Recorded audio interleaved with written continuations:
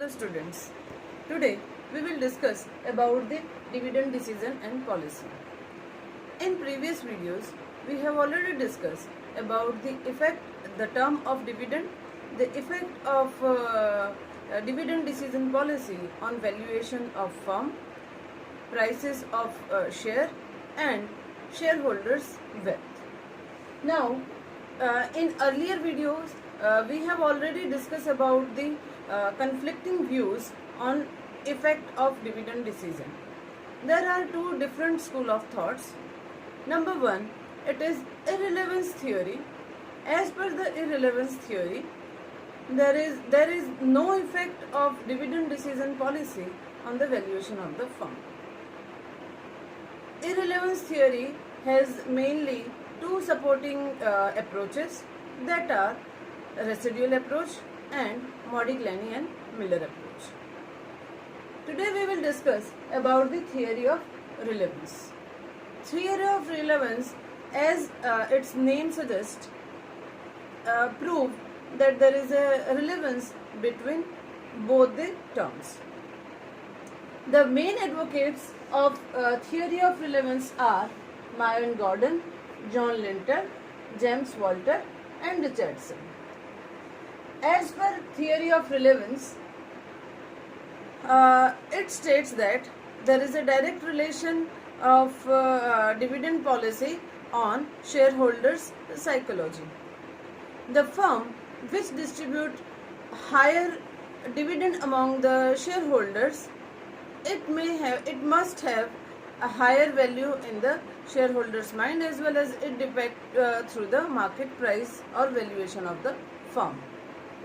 Now, as per Professor Walter, there is a direct relationship between internal rate of return and cost of capital. This internal rate of return is nothing but returns on your investment. It denotes by R and cost of capital can be denoted through K. Now, he has developed one mathematical equation, but before that we must have idea about the assumptions he has framed. The first assumption of Professor Walter's approach is company or firm fulfill its investment requirement through only retained earnings. That means firm will not go to manage its financial requirements through external sources. Second assumption, it is internal rate of return R and cost of capital K will be constant through that specified time period whenever you want to make that valuation of the firm. Number 3, earnings and dividends.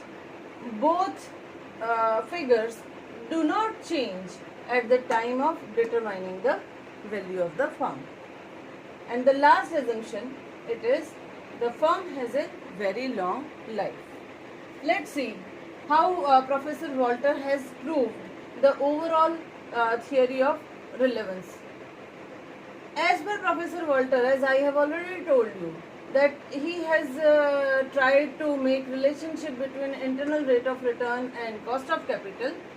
As per him, there are mainly three types of firms.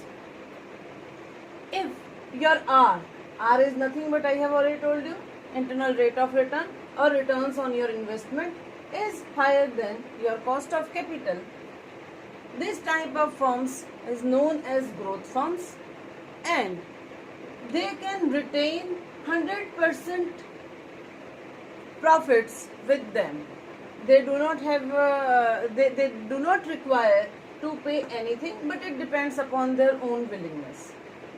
We are talking about the optimum. Fine, optimum they can go for 100% retention. Now the second type, there may be chances that the firm has the investment proposal whereby it cannot earn more than cost of capital. This kind of investment opportunities or this kind of firms may be defined as declining firms. Here they can go for it is better rather investment with lower returns, it is better to distribute maximum dividend, maximum profit among shareholders. So in that case, your optimum payout ratio will be 100%.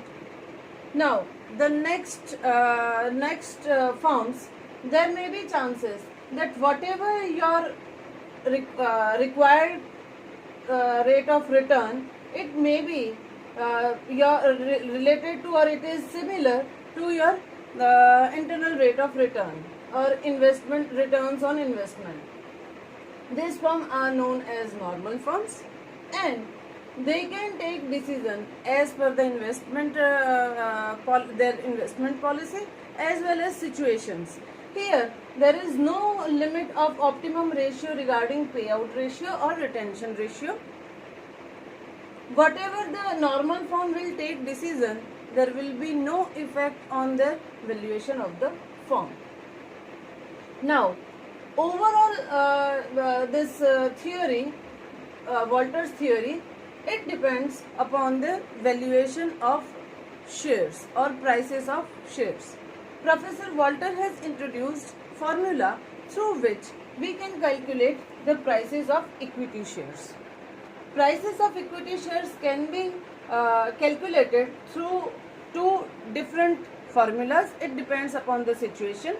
If this is your only first year, in that case you will follow this formula. Otherwise, from second year onwards, you will follow the next formula.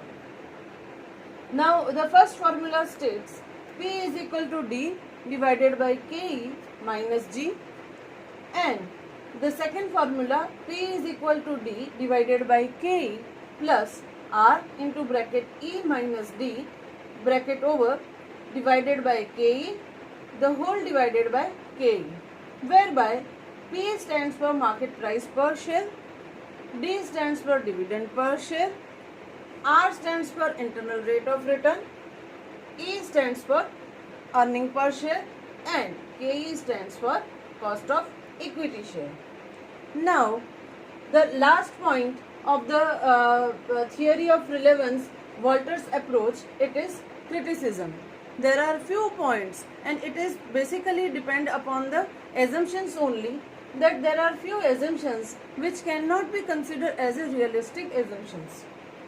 Number one, he has already explained that investment can be done through only retained earnings. Now first criticism point, it is not possible for any firm that they can only depend upon the retention ratio or retained earnings.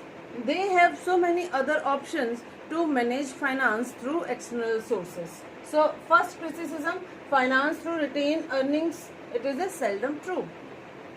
Second criticism, it is second and third, both criticisms are completely not realistic assumptions. In case of second criticism, he has explained that internal rate of return does not remain constant. Now he has explained it must be constant, but it is not possible to make it constant due to changing investment proposals and scenario. Third one, cost of capital, it is also not possible to make it constant due to different level of risk availed in the capital market.